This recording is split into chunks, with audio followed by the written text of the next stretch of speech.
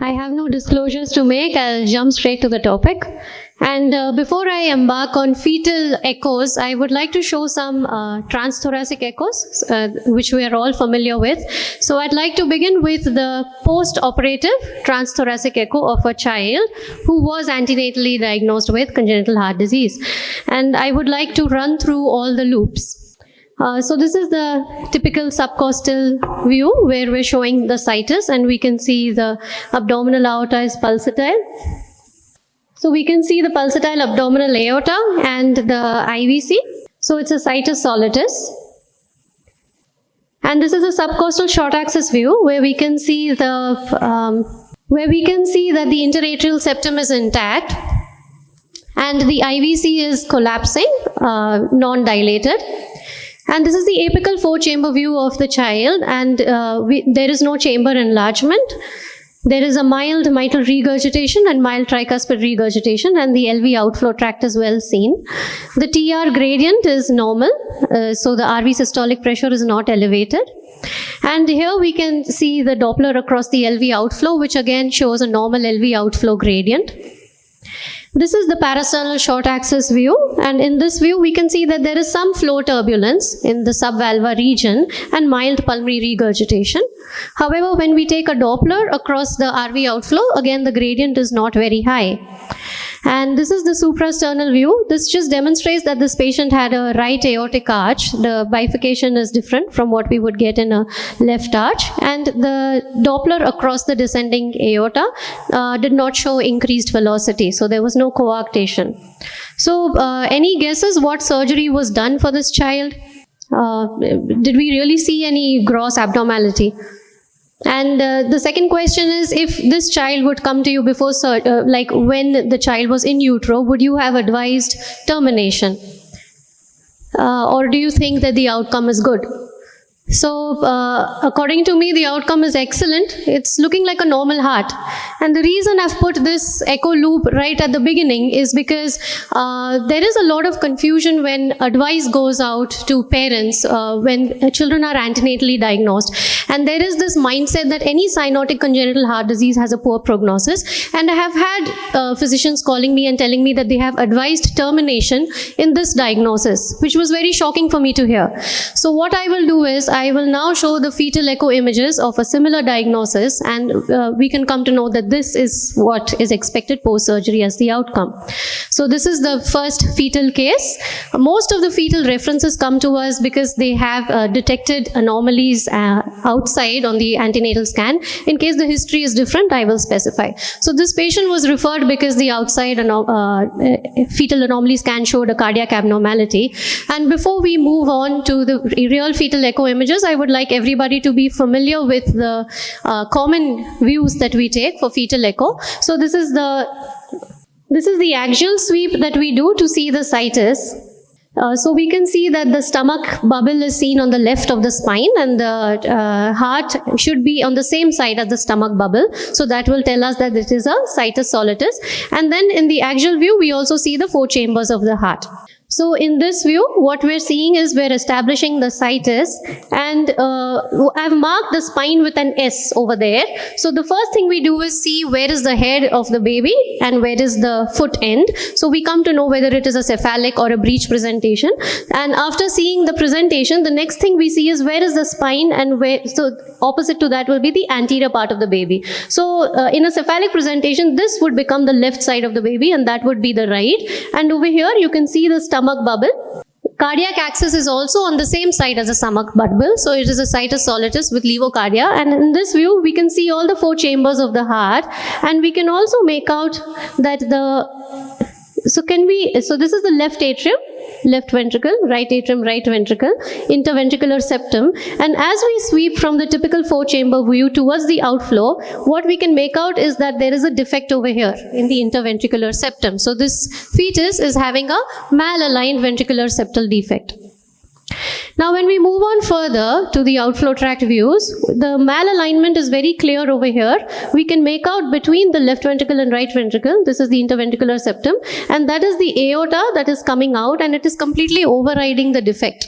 So this is a malaligned, anteriorly malaligned perimembranous VSD, which is typical of tetralogy of Fallot. And when we move on further to the outflow tract view. So what we see in the outflow tract view in fetal echo is, we'll see all the three major vessels, one after the other. So we will see the pulmonary artery, aorta and SVC, and the pulmonary artery will be to the left, then the aorta, SVC is to the right.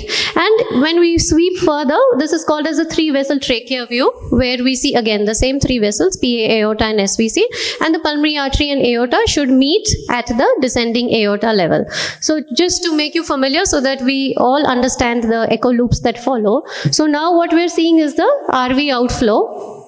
And over here we can see the main pulmonary artery over here, which is bifurcating. That is the aorta. The SVC will be there. We're also seeing an additional vessel over here to the left of the pulmonary artery, which is not usual. So this is because this child also has a persistent left-sided SVC. So over here we can see the pulmonary outflow, and it is not looking extremely stenotic, but it was mildly stenotic.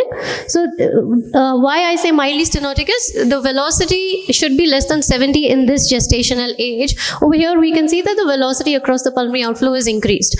So now we have a diagnosis where we have a malaligned VSD with aorta overriding with pulmonary stenosis, and that makes us get the fetal diagnosis of tetralogy of Fallot.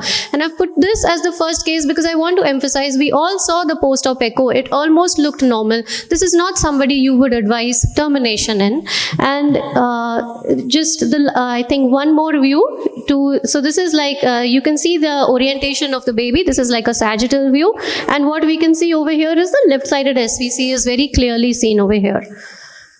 So this diagnosis is tetralogy of Fallot with, on subsequent follow-up, the child did have severe PS by the time the baby delivered, but underwent intracardiac repair.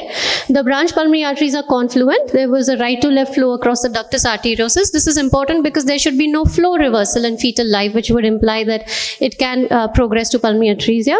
And there was a persistent LSVC. So this brings us to the first question: what CHDs are associated with a good outcome? And for this, I have put this table, which is from the guidelines which are followed by even the adult cardiologists, because this is taken from AHA 2018 guidelines. So what we can see over here is lesions with low complexity are ASD, VSD. Now ASDs are difficult to diagnose in utero, but VSD yes, and then valva PS. Where does TOF come? You can see that repaired TOF is coming over here at the bottom in moderate complexity if it is having some associated abnormality after being repaired. What about unrepaired TOF? So here I want to emphasize one more point. Not all TOFs will have the same prognosis. It is very important when you see a fetal diagnosis of tetralogy of Fallot, please refer to an institution which is doing fetal cardiac evaluation in a detailed manner with a pediatric cardiologist on board, because there are various factors we look for on a fetal echo. For example, are the branch pulmonary arteries confluent or not? Can this possibly progress to pulmonary atresia? Because our counseling accordingly varies. What I will be advising the parent is, are you expecting a single surgery and complete resolution of the symptoms, or are we looking at some palliation that the child might require in the newborn period followed by a complete repair later? So it makes a difference when we tell the parents how many stages they can expect, whether they need to deliver in a cardiac center or not. Now in this case, suppose the pulmonary stenosis was very severe, which would make it a PDA dependent pulmonary circulation, we would advise the parents to deliver in a cardiac center. So that amount of detailing has to be done when we're doing fetal echocardiograms. It is not enough to just have a diagnosis of TOF. So the counseling does need a very detailed evaluation. That's why I would really request everybody to send the patients to a cardiac center where a pediatric cardiology evaluation can also be done. And in that case, we also, plug in the pediatric cardiac surgeon right from the antenatal period, so they are on board from the beginning. So at this point, I want to emphasize there are some lesions which we frequently see which have excellent prognosis, and never ever should the parents be told to terminate in these cases, because the purpose of introducing fetal echo was to be able to diagnose complex lesions so that they are treated on time. Unfortunately, we have gone to the opposite pole. Any abnormality that is being picked up on fetal echo nowadays, I see with increasing frequency that the parents are going forward for termination. And that is very unfortunate. So I want to emphasize that there are some lesions which are absolutely benign and there is no role of termination in these cases. So this would include an echogenic intracardiac focus. It is considered as a normal variant. Only if it is associated with other markers of genetic abnormality, we would think of a genetic disorder. The next is an ARSA, or an aberrant right subclavian artery, very frequently picked up on fetal echo, and very rarely will it cause any vascular symptoms. Usually it is benign. The next is a persistent LSVC, like we saw in the previous case. Again, very benign. Very rarely it would be associated with development of postnatal coarctation of aorta, but usually it is benign. And then PACs, premature atrial contractions. So these usually come to us referred as irregular heartbeat. PACs are very frequent in fetal life and they spontaneously resolve once the child is born. So let's come to the second case scenario. This is a fetal echo that has been done at 24 weeks of gestation. This is again an axial view, and we should be seeing 4 chambers over here. Now this is the spine. The spine is to your left. I've marked anterior, right and left, and this is the heart. You can see that this is the right atrium, right ventricle, left atrium, this is the left ventricle. So it looks grossly abnormal. The apex is being formed by the right ventricle. And this is a color flow of the same 4-chamber view. It doesn't really look like 4 chambers because look at the hypertrophied left ventricle. So this is a form of hypoplastic left ventricle or hypoplastic left heart syndrome, HLHS. And when we see the 3-chamber view in these cases, usually the pulmonary artery and the aorta should both be flowing towards the descending aorta. What we're appreciating here is instead of 2 blues, we're getting a blue and a red. That red represents the retrograde flow in the ascending aorta. That means the aorta is filling backward from the ductus arteriosus. So there is aortic atresia. There's no forward flow across the aortic valve. And this is a duct-dependent aortic circulation or a duct-dependent systemic circulation. So that brings us to the diagnosis of a hypoplastic left ventricle with mitral atresia, aortic atresia, retrograde flow in the arch and ascending aorta. And prognostication-wise for HLHS, there are a few features we look at, like for example, is there restriction of the foramen ovale, etc. So this one had an unrestricted foramen ovale. So this brings us to a very important category, that is single ventricle lesions. Now when we come to a single ventricle lesions, we have to explain to the parents that if a chamber is not formed, there is no surgery that we can do to create a chamber. If this ventricle is not there, it's never going to be there. This is a single ventricle lesion, and ultimately what we do in these cases is we will route the systemic veins to the pulmonary artery, that is via the bidirectional Glenn shunt and the Fontan's completion. And in the newborn period, they will require palliative surgery. In the case of HLHS, that palliative surgery is Norwood, which is a very, very complex surgery. The results may not be that satisfactory, and all this counseling has to be done to explain to the parents that what they're looking for is a minimum of 3 surgeries with a lot of morbidity associated. So we counsel them regarding a poor postnatal outcome with impact on the quality of life, multiple surgeries, and where we do fetal cardiac interventions. Like for example, if the foramen ovale is restrictive, we will open it up. We give them the option of discontinuing pregnancy, but we never, fetal counseling is always non-directive. The parents have to make the choice. And if they're continuing pregnancy, we advise them to deliver at a cardiac center. The third case, this is a case where we can see the 4-chamber view, and what we're seeing over here is, if you can appreciate, multiple masses are present in the ventricular wall and the interventricular septum. So this is a case of a fetal rhabdomyoma, which is the most common cardiac tumor detected antenatally. And usually what we're looking for is there any obstruction to the inflow or outflow, and are there any arrhythmias associated? But what is important is it is associated with a genetic syndrome, that is the tuberous sclerosis complex, where we can have associated problems in the neurological and other organs as well. So the genetic counseling becomes important in these cases, and in similar diagnosis, like for example, if you're seeing the frequency of the genetic risk of aneuploidy in selected cardiac lesions. If we come across an atrioventricular septal defect or an AV canal defect, the risk of a genetic association is 46 to 73%, followed by a truncus, then DORV, TOF, and then at the bottom you can also see cardiac tumor like rhabdomyoma. So irrespective of what the cardiac structural outcome will be, the genetic prognosis becomes very important in these cases, because we have to be telling the parents whether they can be expecting a child with some intellectual disability or seizures or other issues. The fourth case, here we're seeing the 4-chamber view, and I've marked the right and left. So the left ventricle is at the bottom, and what we can see over here is the outflow tracts should be crossing each other, but what you can see typically over here is that there is a parallel arrangement of the great arteries, and the artery that is arising from the left ventricle is bifurcating. So that gives us the diagnosis of TGA. So this is a typical case of transposition of great arteries. We're seeing the same thing on color flow, that the pulmonary artery is bifurcating. And in a three vessel view, what we typically see is only 2 vessels. Only one of the great arteries and the SVC is seen. So when we see a case of TGA like this, the importance of counseling is we have to tell them to deliver in a cardiac center, because the baby will require an intervention in the immediate newborn period. And this is I think my final case. This is a 33-year-old primea gravida referred because of fetal bradycardia. So what you can notice is, compared to the previous slides, the heart rate is very slow. What we do is we do an M mode across the atria and the ventricles. So we're getting the ventricular contractions over here and the atrial contractions, and you can see that the atrial is exactly double the ventricular rate. So this was actually a case, the heart rate is over here, the atrial rate was 153, ventricular was 76. So this was a case of second-degree heart block. Whenever we come across bradyarrhythmia cases, we have to rule out significant valve regurgitation, pericardial effusion, ventricular dysfunction, etc., and we counsel accordingly. And this is one diagnosis where we can treat in utero. We don't have to wait for the baby to be delivered.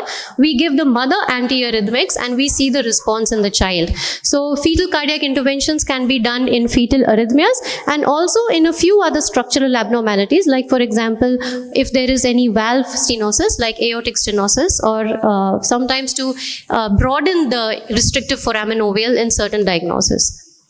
So I'd like to summarize over here, what is the counseling that we're doing in the fetal period? It's actually questions that we have to ask ourselves and give answers to the parents too.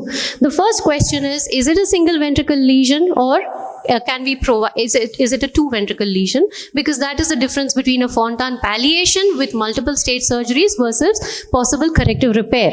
Is it a correctable lesion? And if it is correctable, like for example, if it is TOF, how many surgeries would be required? Are there any associated genetic abnormalities? Because sometimes if you have a simple AV septal defect, or let's say partial, or let's say coarctation, but there is a major genetic abnormality, it is a genetic condition that will affect the outcome of the child more than the structural cardiac.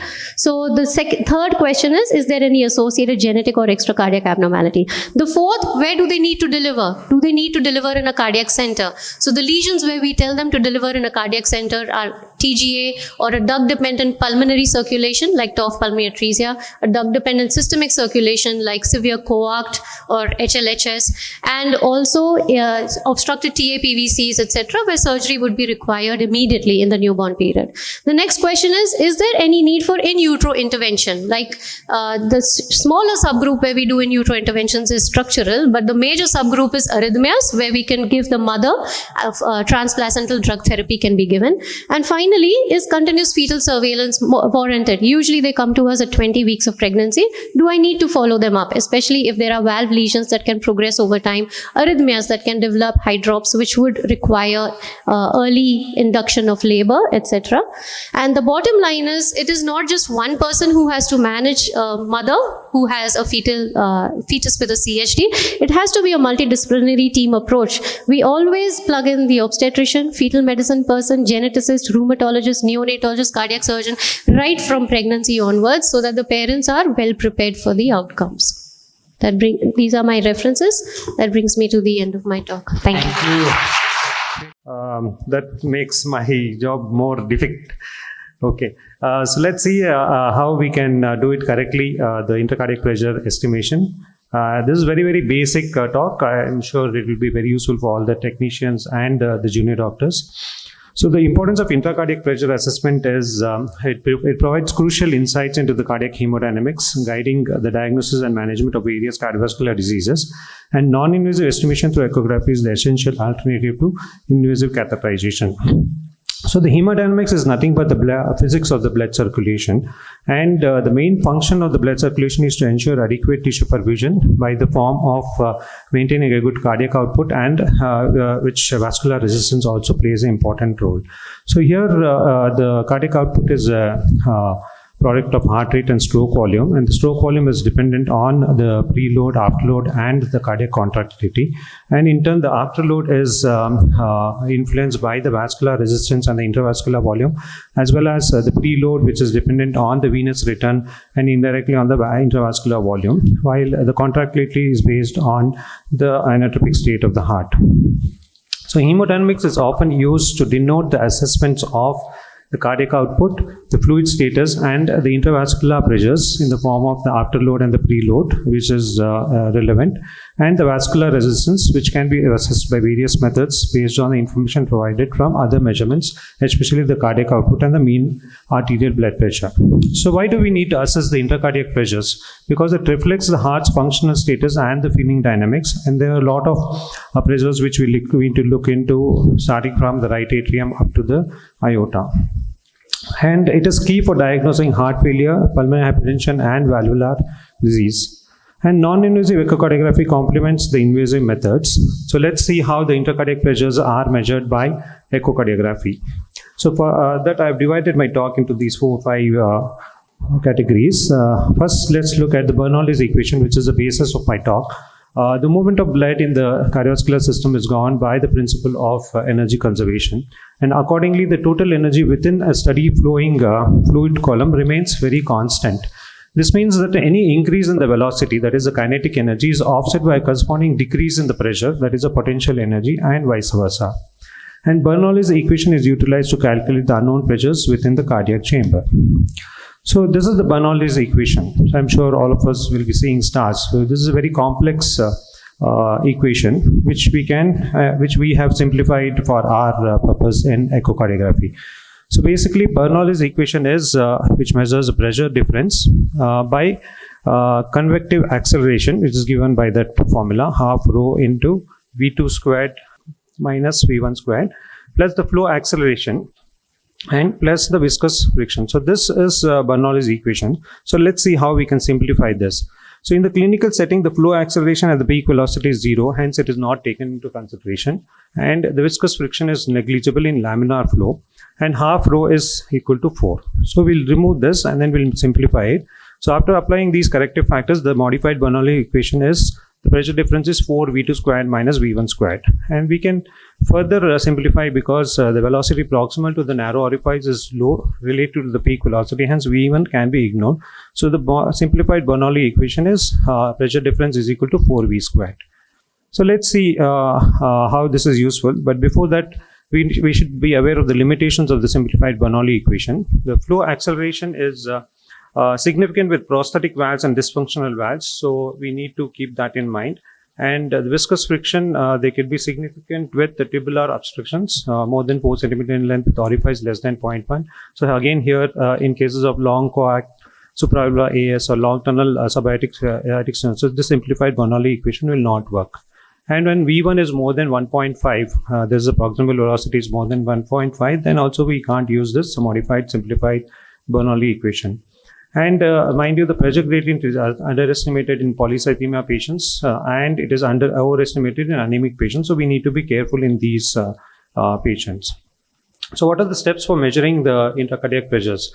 Here, the echocardiographic technique, they don't directly measure the intracardiac pressures, but this can be measured by the Doppler velocity of a regurgitant or a shunt jet and applying the pressure gradient calculated by using the modified Bernoulli equation.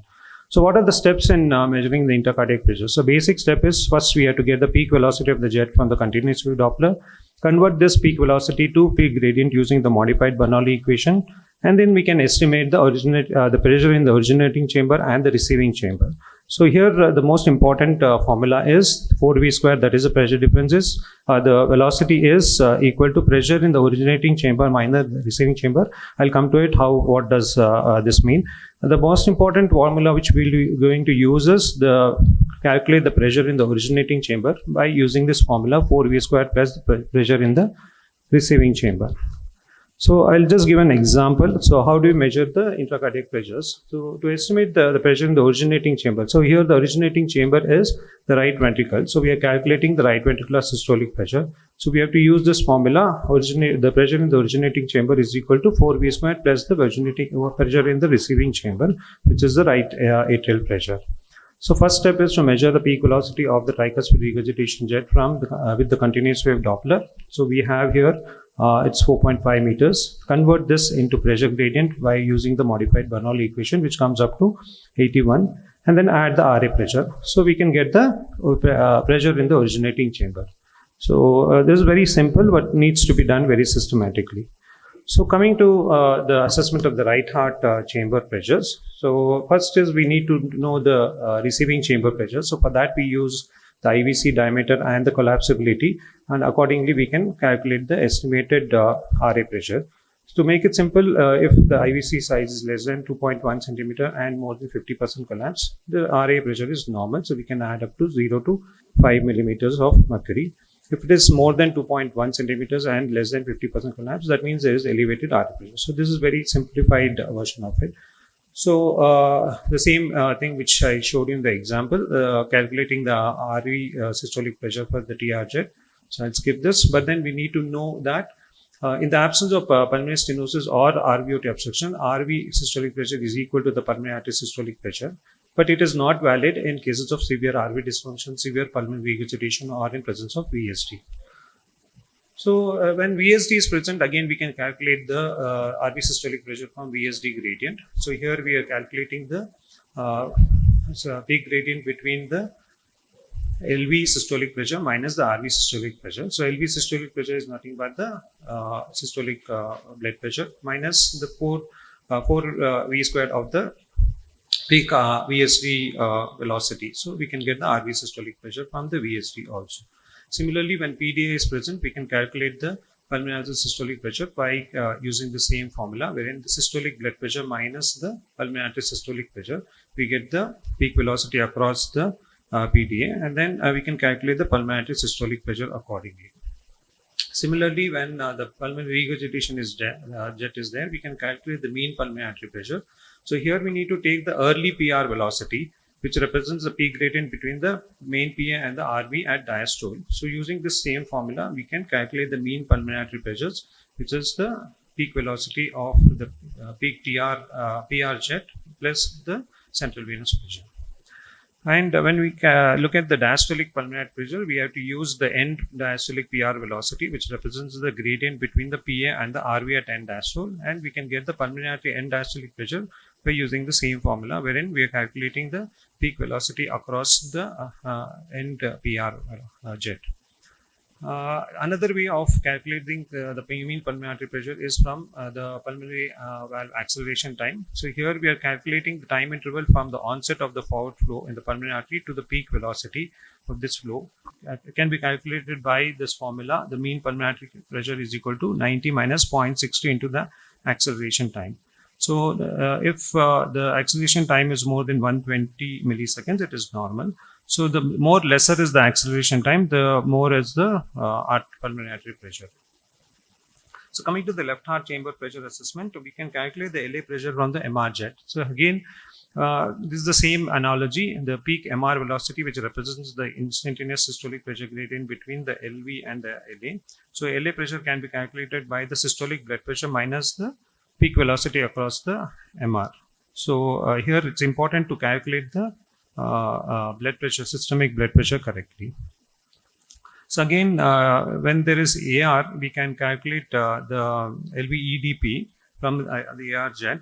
So here the end diastolic AR velocity has to be taken, which represents the gradient between the aorta and the LV at diastole.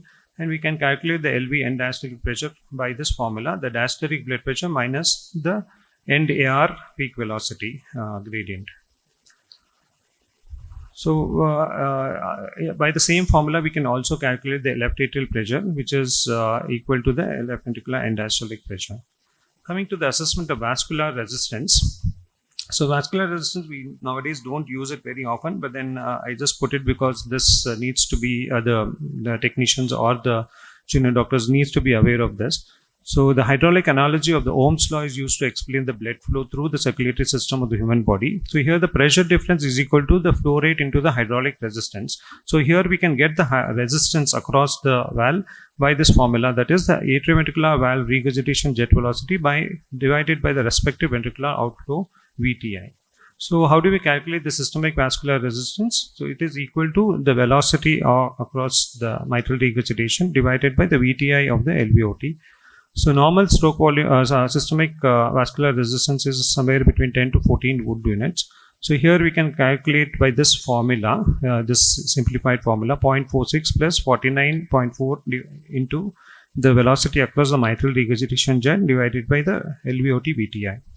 So here is an example wherein we have taken a continuous wave Doppler of the mitral regurgitation, and then we have taken a VTI across the LVOT, and we can calculate the systemic vascular resistance. Similarly, pulmonary vascular resistance, we require the peak TR velocity and the RVOT VTI. Normal pulmonary vascular resistance is anywhere between 0.25 to 1.6 Wood units, and it can be calculated by using this formula. So this is an example. We have taken the TR jet and the RVOT VTI, and we can substitute and get the pulmonary vascular resistance.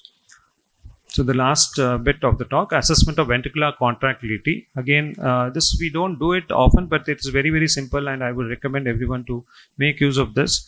So the LV dP by dt, which is a relatively load independent index of the LV systolic performance. It is afterload independent but preload dependent. So here we need to take the MR continuous wave jet, and we need to measure the time velocity to rise from 1 meter to 3 meters. So here important point is we need to have a good sweep speed. So 100 to 200 millimeters is recommended, so that we can look at the MR jet very clearly, and then we need to scale the velocity properly so that we can clearly see the 1 meter and the 3 meter, and then we need to take the timing when the pressure increases from 1 meter to 3 meter. And this pressure change from 1 meter to 3 meter is 32 millimeters of mercury, and we can use this formula wherein the dP by dt is 32 into 1000 divided by the time it takes to change. So the normal LV dP by dt is 1610 plus or minus 290 millimeters of mercury per second. So in this formula, in this example, we have the time is 42 milliseconds, and we get a LV dP by dt of 763, which is a very poor LV. Similarly, RV dP by dt, we need the TR continuous wave jet, and here because the RV is a low pressure chamber, we need to calculate the pressure difference. The TR changes from 1 meter to 2 meter, not 3 meter, and we are looking at 12 millimeters of pressure change, and the RV dP by dt can be calculated by this formula, and normal RV dP by dt is more than 400 millimeters of mercury per second. So here in this formula, in this example, it is normal. So the ventricular filling pressure is also very, very important now because we are looking at a lot of heart failure with preserved ejection fraction, wherein this plays a very, very significant role. One of the methods of finding is using the color Doppler M mode, the flow propagation velocity of the transmitral flow, which can be measured by taking a M mode, color M mode across the mitral valve when the flow is there, and then the slope of the early filling phase is measured here, and which represents the difference between the LA and the LV, and the normal flow propagation velocity is more than 45 centimeters per second. So when it is less than 25, then that means there is restrictive physiology and the LV EDP is very high. So here in this example, when we combine with this with the mitral E velocity, if it is more than 2, then that it also indicates elevated end diastolic pressure. So this also plays a very, very significant role in diagnosing restrictive physiology. Pulmonary capillary wedge pressures can be indirectly measured from the tissue Doppler. Here we are looking at the E by E prime basically. So we can use any one of these formula 1.24 into E by E prime plus 1.91. Which gives estimate of the pulmonary capillary wedge pressure. And if it is indirectly, if we are looking at only E by E prime, if it is more than 10, more than 12, it indicates pulmonary capillary wedge pressure of more than 12. If the E by E prime is more than 15, that means there is very high pulmonary capillary wedge pressure. And to add to this, if we can look at the LA pressures, so E by E prime plus 4 will give the LA pressures. Again, this is another example. I'll skip this for the want of time. So before I end, the technical considerations are very, very important when we are looking at the Doppler estimation of the intercardiac pressures. So we need to measure the data over 3 to 5 cycles. Keep the ultrasound beam aligned parallel to the blood flow to measure the velocity. Otherwise, your values will not be correct. Use the view that provides the highest velocity. And for 2D imaging, again, the basic principle, the ultrasound beam should be aligned perpendicular to the structure being measured. And loading conditions influence the results. So we need to look at the heart rate, the blood pressure, all those things. And when we are looking at the continuous wave Doppler, use the outer edge of the Doppler envelope. And in pulse wave Doppler, the brightest portion of the Doppler recording should be raised. So the take-home messages, intracardiac pressures reflects the heart's functional status and the fitting dynamics. It is key for diagnosing heart failure, pulmonary hypertension, and valvular disease. It has impact on the patient care, wherein the heart failure, it guides the therapy for patients with heart failure with reduced ejection fraction versus preserved ejection fraction. In pulmonary hypertension, it identifies the severity and progression. And in valvular disease, it assesses the impact on the pressures. So the right rated pressure we can calculate by the IVC diameter plus collapsibility, RV systolic pressure by using TR velocity plus RA pressure. Pulmonary artery pressures, it can reflect the pulmonary, RV systolic pressure can reflect the pulmonary artery pressure in absence of PS. And left rated pressure we can calculate by the E by E prime ratio from the Doppler tissue imaging. So the heart's hemodynamics are a symphony of the pressure and flow, and echocardiography is our window to observe its harmony. Respected chairpersons and dear friends, at the outset, I would like to thank Dr. Sunil for giving the opportunity as well as choosing this topic. I have learned a lot during the preparation for this talk. Pulmonary vein flow reflects left heart function like the JVP reflects the right heart function. It can reveal the elevated LA pressure, LVDP, mitral valve diseases, and various myocardial and pericardial diseases, and it also provides prognostic insights. We'll briefly discuss about the anatomy, physiology of the pulmonary flow, and how to assess it by echo, normal and abnormal pulmonary waveforms in certain conditions, and its prognostic value. So as you know, there are 4 pulmonary veins, 2 from each lungs, which drain to left atrium through 4 distinct openings on the posterior wall. The right veins connect medially near the atrial septum, whereas the left veins connect near the lateral wall. So coming to the assessment, it's not that easy in adults by transthoracic echo because of the high depths.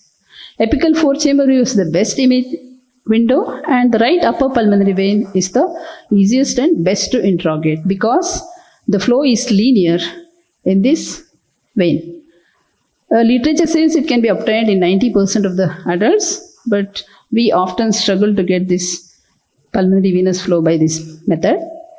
However, in adult children, we can get better views from the suprasternal window itself. We can visualize all the 4 pulmonary veins with a high quality signal.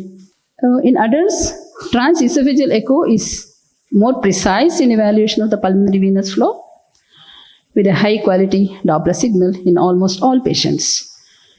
So like in this patient, a left up pulmonary vein flow is assessed properly using transesophageal echo. How to do it in TT? We cannot do T in all patients, so we have to get trained in assessing the transthoracic echo. Most important is apical 4-chamber view. We need to have a good 2D image. Then we need to identify the right upper pulmonary vein using the color flow imaging. We need to keep the 2D and the color sector as narrow as possible to get the maximum frame rate.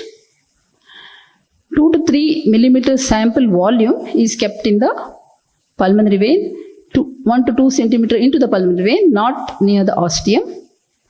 And the velocity filter is adjusted depending on the quality. Sometimes the respiration can displace, we need to be careful. So this is the way we do it in the apical four-chamber view using the right upper pulmonary vein. You can say fairly good recording of the pulmonary venous flow, systolic and diastolic. So pulmonary venous flow pattern has three phasic flow, prominent systolic component, then the diastolic component, and brief negative atrial reversal flow. So as seen here, you can see the systolic, diastolic, and a brief atrial reversal. This is the normal flow. So the pressure recordings in the extrapulmonary vein resembles the LA pressure. It's a mirror image of the LA pressure waveforms like jugular venous pulse. The systolic corresponds to the X descent, diastolic corresponds to the Y descent, and the atrial reverse corresponds to the atrial contraction, that is the A wave. So normal filling pattern is predominantly during systole. So the systolic to diastolic ratio is more than 1. However, we need to be careful in younger adults and children. There can be reverse of S to the D ratio. The diastolic flow can be more than the systolic flow because of enhanced relaxation. So what about atrial reversal wave, which is very important in assessing the LV diastolic pressure? This corresponds to atrial contraction. So the flow reverses in the pulmonary veins when the atrial contraction occurs, and this correlates with the inotropic function of the left atrium. Normally the velocity should be less than 35 centimeter, but this velocity can increase when there is elevated filling pressures in the LV. Other parameter is AR wave duration. This is more important than the velocity. This is always examined along with mitral inflow velocities. So the transmitral A wave duration and the reversal of A duration should be either similar or less than that. Any increase in the AR duration indicates elevated filling pressures, which we'll see later. So now we'll examine some abnormal pulmonary venous flow patterns in LV dysfunction, MR, atrial fibrillation, and pulmonary vein stenosis. The most important assessment of pulmonary venous flow is in LV dysfunction. The initial thing to happen is elevated LV and diastolic pressure. LA pressure can be still normal in initial stages. So the increased LVDP is an earlier marker of LV dysfunction, then increased LA pressure. How to record this? So this increased LVDP imposes an afterload on the left atrium. So there is abrupt closure of the mitral valve when the atrial contraction is occurring. So this shortens the duration of the transmitral A wave. When the mitral valve closes, LA pressure is still not decreased. So the blood flows backward into the low resistance pulmonary vein for a longer time. That is why the AR, that is atrial reversal wave, is prolonged more than the mitral A. So here you can see in the first atrial duration of the mitral A is equal to the atrial reversal in the pulmonary flow. Whereas when patients has LV EDP elevated more than 80 millimeter mercury, the AR duration is more than 30 milliseconds more compared to the A duration of the mitral flow. This has a high sensitivity and specificity in detecting the increased LVDP and is useful in both heart failure with reduced ejection fraction as well as preserved ejection fraction. So this is an example where atrial reversal is more than the mitral A. Okay, another parameter is elevated LVDP is pulmonary vein AR velocity, which is normally less than 35. If it is more than 35, it indicates increased LVDP. But this is a less powerful indicator because it depends on the atrial contraction. If there is LV mechanical dysfunction, this AR velocity can be normal or even reduced. Both these parameters cannot be used in atrial fibrillation. So the next step is how to assess mean LA pressure. When the LV dysfunction occurs, initially there is increase in LVDP, then eventually LA pressure goes up. So when the LA mean pressure goes up above normal, the S velocity starts decreasing, D velocity increases. You can see here, S velocity is initially more than the diastolic velocity. whereas as the LA mean pressure goes up, S velocity decreases, diastolic velocity increases.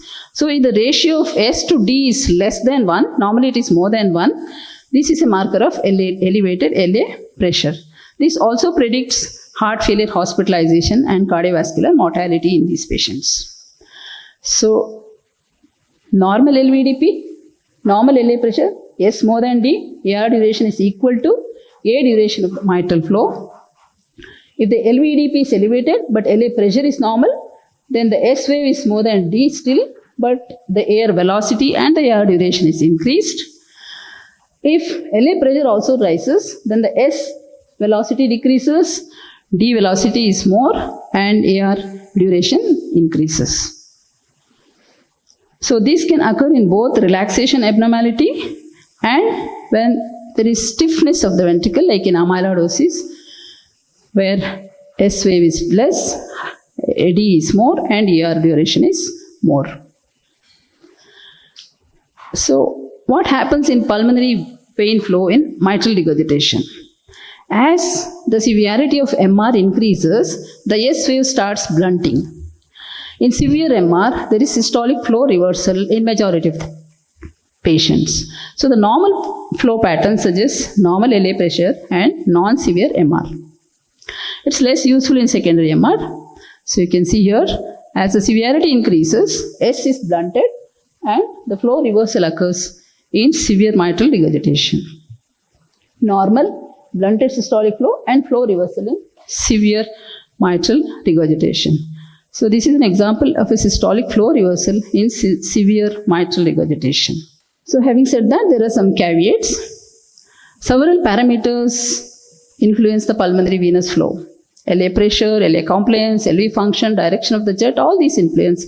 So significant MR in a compliant LA, there may not be any blunting of the S wave. Similarly, in a poorly compliant LA, S wave blunting can occur even in less severe MR. So pulmonary vein flow also may detect LV dysfunction in mitral regurgitation because the severe MR has a blunted air reversal. Whenever the air reversal duration and the amplitude is increased, this indicates increased LVDP as we already discussed, and this is an indirect evidence of LV dysfunction. Another caveat is the flow pattern may vary between different pulmonary veins in 1/3 of the patients. So we need to assess at least 2 pulmonary veins. In 1/3 of the patients with severe MR, there may not be any systolic flow reversal. So you should not solely dependent on this. So absence should not exclude diagnosis of severe MR. In atrial fibrillation, as you all know, there is no reversal of flow because there is no atrial contraction. So this disappears. Systolic flow also decreases and you have greater diastolic forward flow as seen in this patient. There is no reversal. Diastolic flow is more than the systolic flow. Pulmonary vein stenosis may be congenital or acquired. There is no S or D waves. You have a turbulent color flow with a mean gradient more than 2 or so. So what are the causes of blunted systolic waveform? Normally we said S is more than D. So systolic blunting can occur in normal, in young age because of the high relaxed properties of the LV. And in elderly, you have to consider high LA pressure. In moderate to severe MR also S blunting occurs. And in atrial fibrillation is another reason for blunting of S waves. So A wave, that is reverse A wave, that is AR, the duration increases when there is high LVDP. It's a marker of high LVDP, but you can also get it in short PR interval and intra-atrial conductions. You should be aware of these things. So then briefly about some papers on prognosis. Pulmonary venous flow, Doppler assessment in patients with preserved ejection fraction. The lower peak ST ratio, that is systolic to diastolic ratio, is less than 1, and a longer AR, that is atrial reversal, was associated with higher rate of heart failure admission in this study. Similarly, from the heart and soul study, where more than 1,000 patients were enrolled and followed up for 4 years, the diastolic dominant pulmonary vein flow pattern, that is, diastolic flow is more than systolic flow, was a stand-alone predictor of adverse cardiac events like higher rates of heart failure hospitalizations and cardiovascular death. So in mitral regurgitation also, there are some papers which studied prognostic value of pulmonary venous flow reversal in patients with significant degenerative mitral regurgitation. This was associated with a worse 5-year composite mortality, mitral interventions and atrial fibrillation. So normal flow pattern, blunted and reversal of flow. So 135 patients, severe MR followed for nearly 10 years. Reversal of flow pattern in severe MR was associated with higher risk of primary outcome. Finally, a paper on prognostic value of changes in pulmonary venous flow after repair, surgical repair for primary mitral regurgitation in a degenerative mitral valve. This study included 216 patients. Mitral valve repair was done and the pulmonary flow pattern improved in most of the patients. In 15% of the patients, it did not improve. So, these patients had higher mortality. To summarize, pulmonary flow interrogation is useful in assessing the LV diastolic dysfunction, LV filling pressures and LA pressures, severity MR, and predicting the prognosis in some of these conditions. Thank you.